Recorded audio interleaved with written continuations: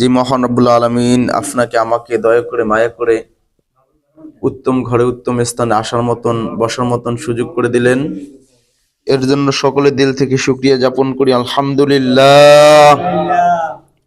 গেছে জুমা থেকে আল্লাহ পাক রব্বুল আলামিন এই জুমা পর্যন্ত আমাদেরকে সুস্থতার সহিত রাখলেন, হায়াতে তৈয়বা দান করলেন, এর জন্য আরেকবার দিল থেকে শুকরিয়া জ্ঞাপন করি আলহামদুলিল্লাহ।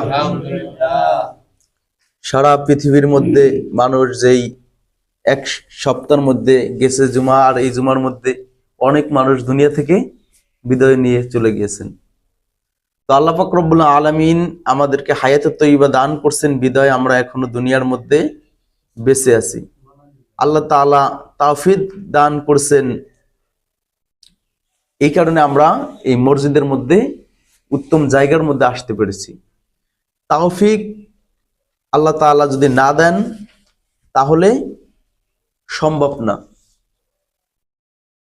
আল্লাহ তাআলা বলছেন তাওফিকও আমি দিব এবং বান্দার কি করা, চেষ্টা করা। আমরা যদি চেষ্টা না করে বলি যে আল্লাহ এই তো তৌফিক দেয় নাই, এই কারণে আসতে পারিনি, তাহলে এইটাও আমাদের কি ভুল। এই কারণে তাওফিক আল্লাহ তাআলার একটা বড় নিয়ামত। আল্লাহ তাআলা মুসা আলাইহিস সালাতু ওয়াস সালামকে আল্লাহ তাআলা একদিন মুসা আলাইহিস সালাতু ওয়াস সালাম আল্লাহ তাআলাকে জিজ্ঞাসা করতেছেন, আল্লাহ তাওফিক কি জিনিস? তো আল্লাহ তাআলা বললেন তোমার নাম কি? তো মুসা আলাইহিস সালাতু ওয়াস সালাম তার নাম বলতে পারতেছেন না। তো আল্লাহ তাআলা আবার বললেন তোমার নাম কি বলো, বলতে পারলো না। দ্বিতীয়বার আবার বললো, তৃতীয়বার বললো। তো তৃতীয়বারের পরে তখন সে বলল ইয়া আল্লাহ আমার নাম মুসা। তো আল্লাহ তাআলা বললেন মুসা তোমাকে তো আরো দুইবার জিজ্ঞাসা করা হয়েছিল, এই দুইবার বলতে পারো নাই কেন, এই দুইবার বলো নাই কেন? তখন বলল আল্লাহ আপনার তাওফিক ছিল না বিদায় আমি বলার চেষ্টা করছি, বলতে পারি নাই।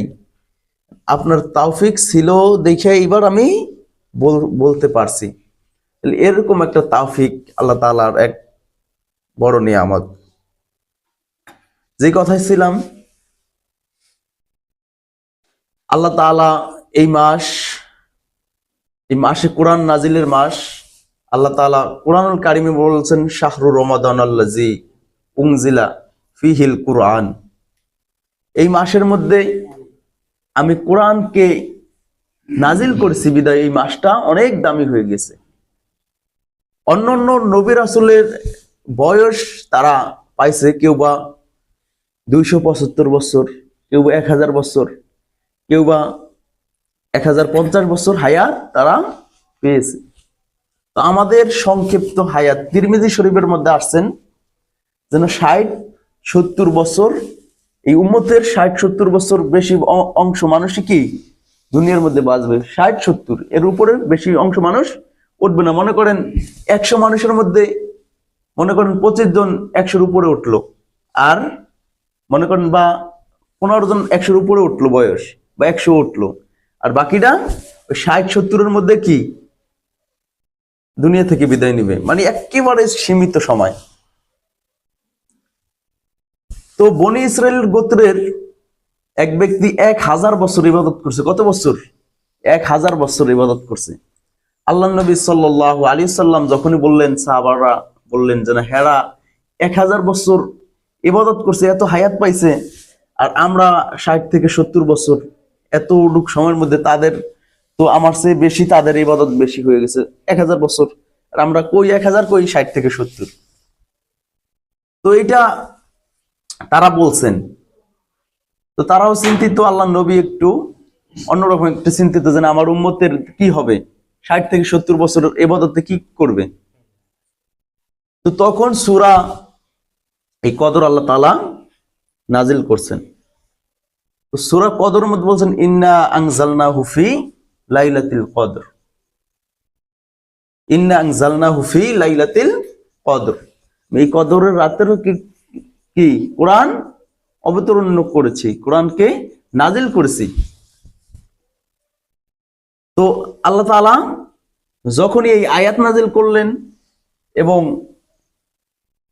সূরা আয়াত নাজিল করলেন, ইকরা বিসমি রাব্বিকাল্লাযী খলাক, এরকম ভাবে 5টা আয়াত নাজিল করলেন, খলাকাল ইনসানা মিন আলাক, ইকরা রাব্বুকাল আকরাম আল্লাযী আল্লামা বিল কলম, আল্লামাল ইনসানু মা লাম ইয়ালাম, এরকম ভাবে এই শুরু করছেন। তখন মানুষ, সাহাবায়ে কেরাম এবং আল্লাহর নবী সাল্লাল্লাহু আলাইহি সাল্লাম যখন এই মাসটা দামি করে দিয়েছেন, কি কারণে, কিসের সম্মানে, গেছে সময় বলেছিলাম, কোরআনের সম্মানে। কিসের সম্মানে? কোরআনের সম্মানে। যেরকম ভাবে মক্কা নগরী ছিল ইয়াসির শহর, মক্কা আগে কি বলতো না, তখন কোরআন নাজিল হয়েছে মক্কা মদিনা।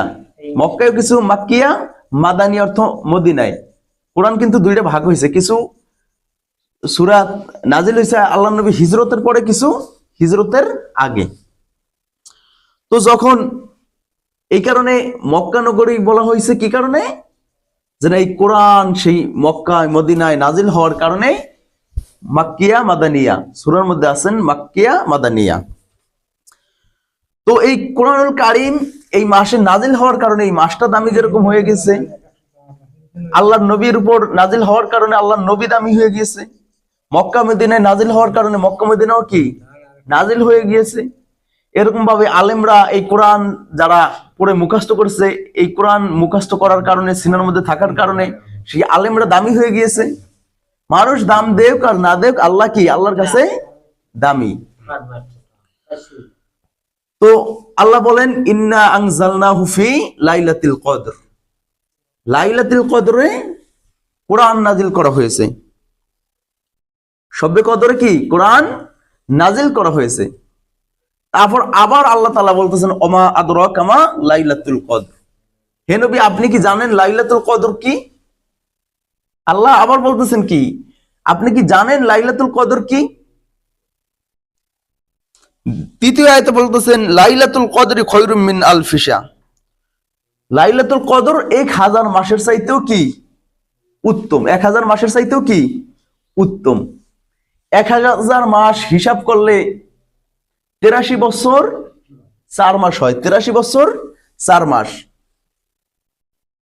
এবং এই লাইলাতুল কদরের যদি 10টা রাত্র আমরা পেয়ে যাই, মানে 10টা বছর পেয়ে যাই, তাহলে 883 বছর 4 মাস হয়।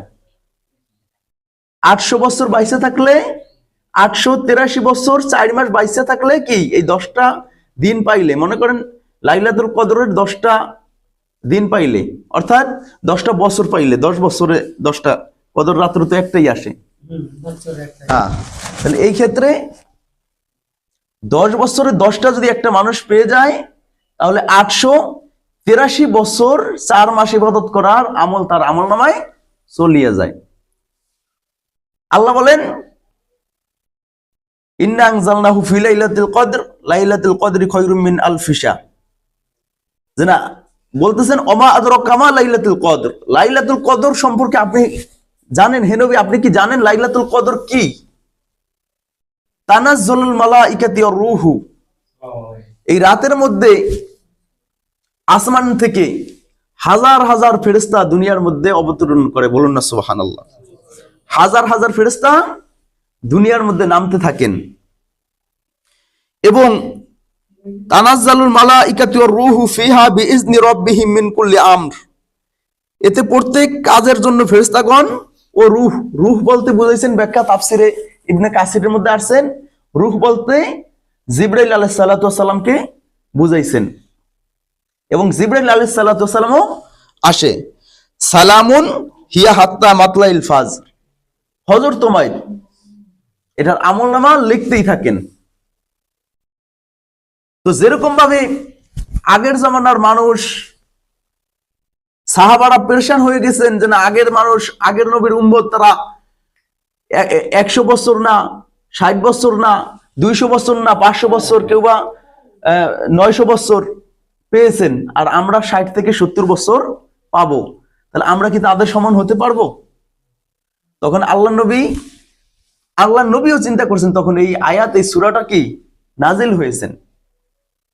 তো কদর রাত্রে আল্লাহ নবী, যখন কদর রাত্র আল্লাহ নবীকে জানিয়ে দেওয়া হয়েছিল, ঘটনা এরকম আসছেন, আল্লাহ নবী সাহাবাদেরকে বলতে যাবেন, এর মধ্যে দেখতেছেন দুইজন কি ঝগড়া করে, তো আল্লাহ নবী এই ঝগড়া থামাইতে গিয়া ভুলে গেছেন, বিষয়টা কি ভুলে গেছেন।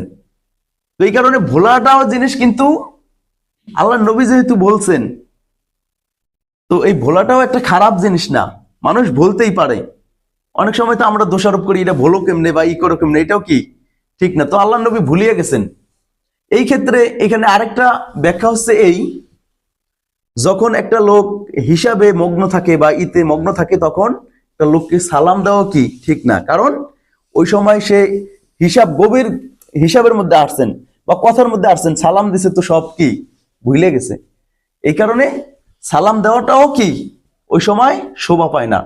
সালাম দিতে হবে কোন সময়, কিছু কিছু সময় সালাম দেওয়া নিষিদ্ধ, যেরকম ভাবে নামাজরত অবস্থা ব্যক্তিকে, আজান দিতেছে সেই ব্যক্তিকে, তারপরে উজু করতেছে সেই ব্যক্তিকে, কোরআন তেলাওয়াত করতেছে সেই ব্যক্তিকে, এমনকি প্রস্রাবের ঢিলা নিয়ে দাঁড়ায় রয়েছে বা প্রস্রাব করতেছে সেই ব্যক্তিকে সালাম দেওয়া কি নিষেধ। এবং তার মধ্যে আরেকটা হচ্ছে যে হিসাবে বা একটা মিটিং এ বসছে, সেই সময় সালাম দিলে মানুষ কি ওই মিটিং এর যে কথা ছিল সেই কথা ভুলে যাবে, যে হিসাব করা ছিল সেই হিসাব ভুলে যাবে।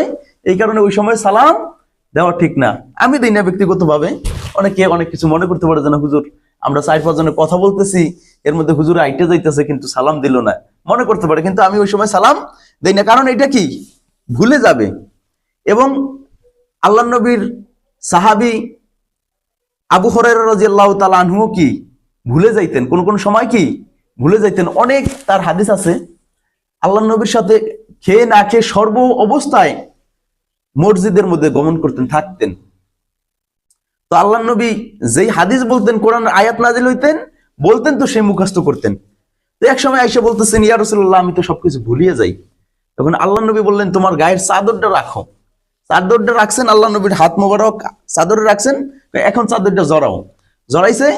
তখন বলছে, ইয়া রাসূলুল্লাহ আপনার যেই চাদরের বরকতে আমি আর কখনো কি ভুলি নাই।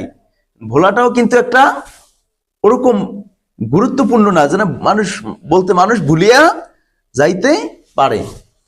তো এই কদর রাত্র এর মধ্যে বেশি বেশি আল্লাহ তাআলা বলেন, বেশি বেশি ইবাদতে, যেহেতু 1000 মাসের চাইতে উত্তম, 1000 মাসের চাইতেও উত্তম, একদিন 2 দিন না, 83 বছর 4 মাসের ইবাদত করার সওয়াব যদি কদর রাত্র যে পাইল। এই কারণে আল্লাহর নবী সাল্লাল্লাহু আলাইহি সাল্লাম সাহাবায়ে কিরাম রাদিয়াল্লাহু তাআলা আনহুদেরকে বলছেন, যখনই সূরাতুল কদর নাজিল হয়েছেন, তাফসিরে ইবনে কাসিরের মধ্যে আসছেন, তাফসিরে কুরতুবির মধ্যে আসছেন, আল্লাহর নবী সাল্লাল্লাহু আলাইহি ওয়াসাল্লাম বলছেন, ও সাহাবায়ে কিরাম তোমরা এখন থেকে বেশি বেশি ইবাদত করো এবং এই কদরের রাত্র তোমরা তালাশ করো। কদরের রাত্রের মধ্যে যদি তোমরা ইবাদত করতে পারো, এই ইবাদত 1 বছর 2 বছর না, 1000 মাসের চাইতে উত্তম, অর্থাৎ 83 বছর 4 মাসের চাইতে উত্তম। আল্লাহ নবী সাল্লাল্লাহু আলাইহি সাল্লাম বলছেন, ও সাহাবায়ে কিরাম তোমরা বেজোর সংখ্যায় সবে কদর তালাশ করতে থাকো। যদি একটা রাত্র তুমি পেয়ে যাও, সেই রাত্রের মধ্যে যদি ইবাদতে তোমার কেটে যায়, তাহলে তানাজ্জালুল মালাইকাতু ওয়ার রূহু ফিহা বিইজনি রাব্বিহিম মিন কুল্লি আমর সালামুন হিয়া হাত্তা মাতলাইল ফাজর। আল্লাহর নবী বলেন, আল্লাহ তাআলা বলছেন অসংখ্য ফেরেশতারা আসমান থেকে দুনিয়ার মধ্যে চলে আসে, আসার পর সালামুন হিয়া হাত্তা মাতলাইল ফাজর, ফজর পর্যন্ত শান্তি পৌঁছাইতে থাকেন বান্দাদের কাছে। ওয়ার রূহ, এবং জিবরাইল আলাইহিস সালাতু ওয়াস সালাম এসে মানুষের মধ্যে বলতে থাকেন, ফেরেশতারা বলতে থাকেন, ও মানুষ তোমরা ইবাদত যা করো তোমাদের জন্য শান্তি বর্ষিত হতে থাকবে। শান্তি কখন পর্যন্ত? ফজর পর্যন্ত। কখন পর্যন্ত? ফজর পর্যন্ত শান্তি পৌঁছাইতেই থাকবে। মানুষ যত ইবাদত করুক এই রাতের মধ্যে ফজর পর্যন্ত আসছেন, ফজর এবং ফজর পর্যন্ত শান্তি তাদের জন্য, মোবারকবাদ, শান্তি। ফেরেশতারা